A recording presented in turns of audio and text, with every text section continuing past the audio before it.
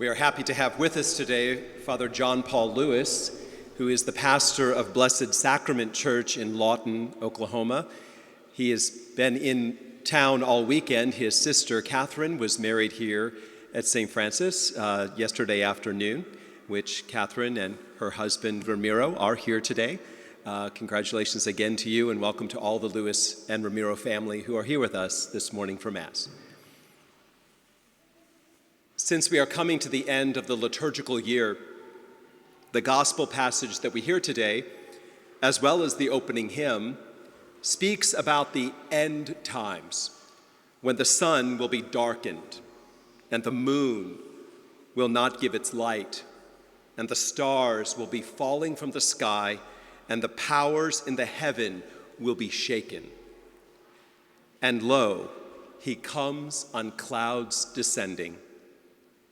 I guess I could preach on the end of the world and all of the doom and gloom that will accompany it, like I know anything about that. But since we have been living in such strange times, I really don't think any of us need any more fear or worry or stress to remind us that this world is passing away. Just look around.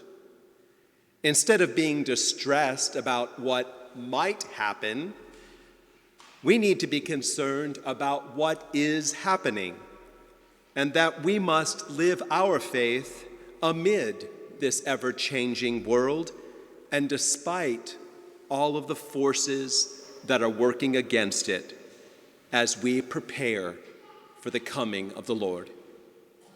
Each year around this time, I speak to you of the importance of giving back to God what He has given to us.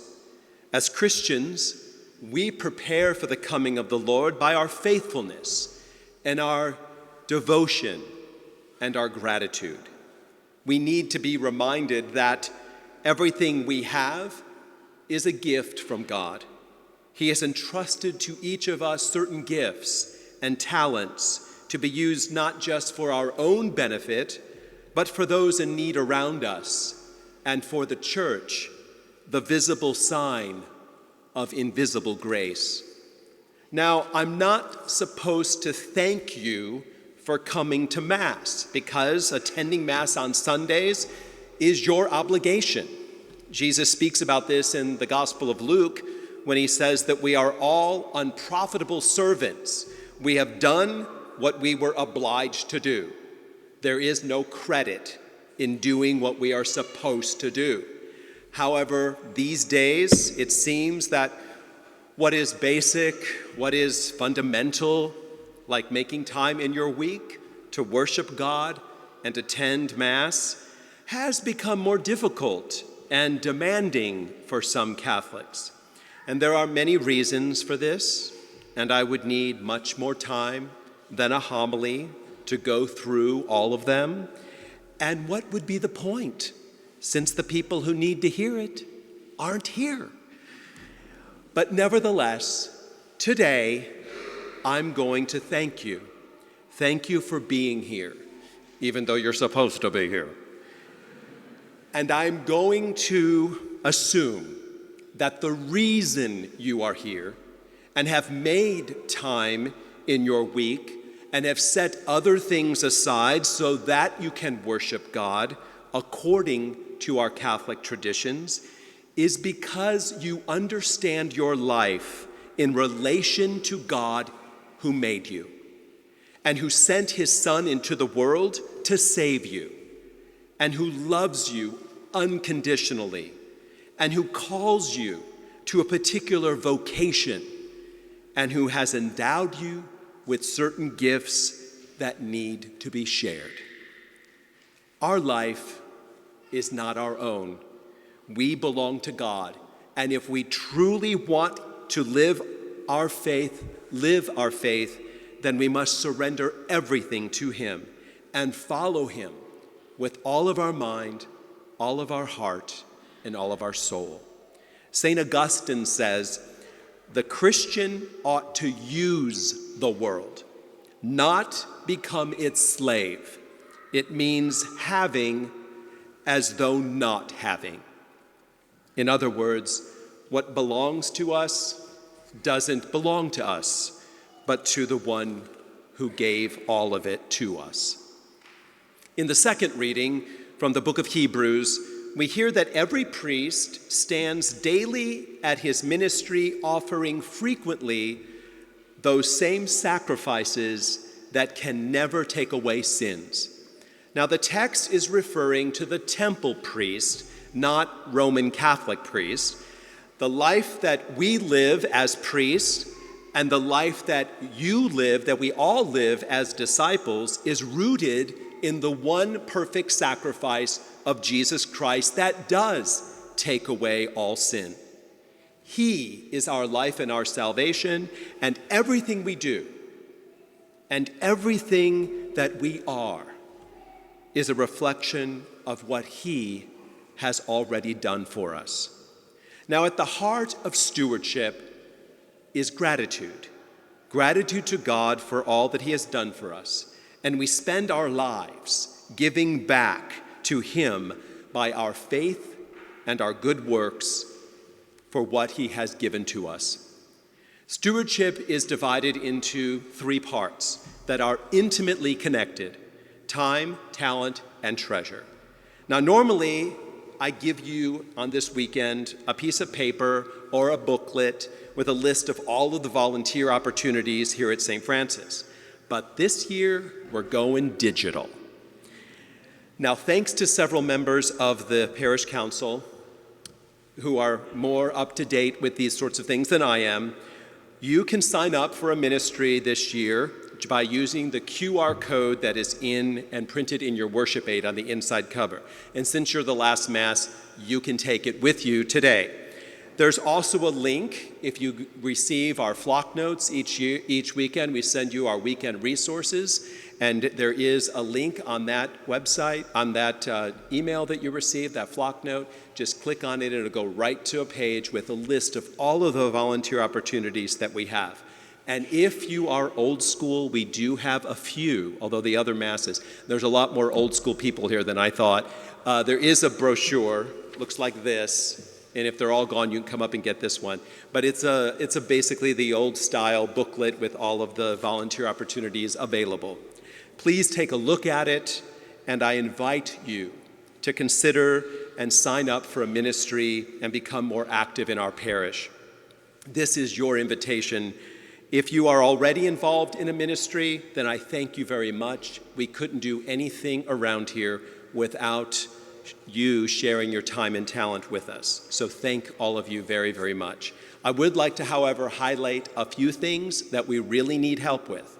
The first is, if you are comfortable operating a computer and you are not afraid of audio-visual equipment, in other words, you are a technology geek, then we really could use your help with our new live stream ministry that we are doing. Many of our Masses, our funerals, our weddings are all being live streamed, and we are also live streaming and recording many of the talks, the St. Francis talks, for example, and we have 2 people dedicated to this ministry right now, so we could use some more. So please, and those of you who are watching online right now, if you're interested, please sign up. Also, if you are in high school, this is for all my high school students here. If you were trained as an altar server in elementary school and then quit when you got to high school, we really need you. Come back, please. We've worked all those years to get you where you actually are helpful, and then you quit, okay? No offense to little Ava here, she's doing a great job, but you've basically left me with 5th graders, okay? So please come back. It's not that hard.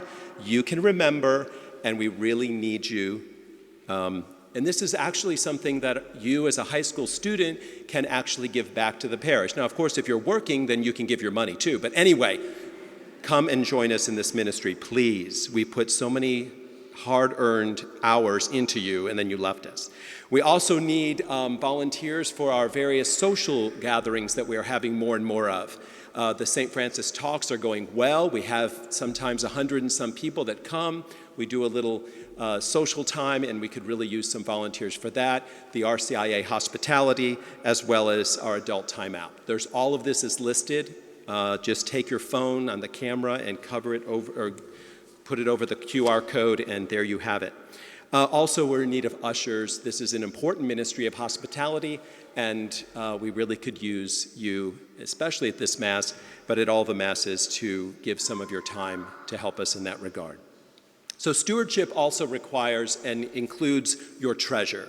Now, I want to thank all of you who contribute regularly to our parish and consistently and so generously.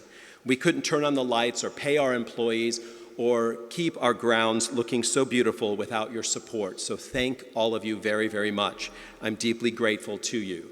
If it has been a while since you have increased your contributions, and if you are able, I invite you to please do that. One of the things I love about online giving, and so many of you are doing it, so I'm so grateful for that, is that we often forget about it. It's easy and it's dependable, but we forget about it. And I'm guilty of that as well. So if you can and are able, please consider increasing your contribution by going to our WeShare site, website and changing that. And if you do not contribute to the parish at all, I invite you to sign up for online giving, or if you are old school, we do still do our envelopes. But it is important that you commit to the parish with everything that you have and to really help us in the work that we do. I've told many of you this story before, but when I was a baby priest, I was assigned to St. Charles, and Father Gallatin handed me a box of envelopes, and he said, "Father, I expect you to give to the church." And I said, "Absolutely, Father, absolutely." And then I put that box in the trash, and I was like, give to the church? I'm giving my life to the church, and I've got a car payment, and I've got, student loans to pay. Who does he think he is? And I didn't give for a whole year until it was Stewardship Sunday, and I had to get up and ask the congregation to give. And they had student loans, and they had car payments, and they had kids, and they were giving, and I suddenly was shamed and thought, wait a minute, this is for all of us, including me. And ever since then, I'm so grateful to Father Gallatin. It took me a year to, appreciate what he was saying to me, but once you start giving, you can't stop, and it's a wonderful feeling, and you can do so much. And some of you say, well, I can't give very much, so what does it matter? And to all of you, I say, it doesn't matter how much you give, but that all of us give something that makes such a huge difference. So thank you again to those of you who give. I invite those of you who do not and haven't taken the time yet to please consider making a regular contribution to the parish. Considering everything that is going on right now in the world, I don't know about you, but I take comfort in our faith and in the church that gives our lives meaning and purpose, and most especially the real presence of Jesus Christ in the Eucharist. We are privileged, unworthy, yet privileged to receive him into our own bodies, which is the only reason we need to give thanks by sharing our time, our talent, and our treasure until he comes again.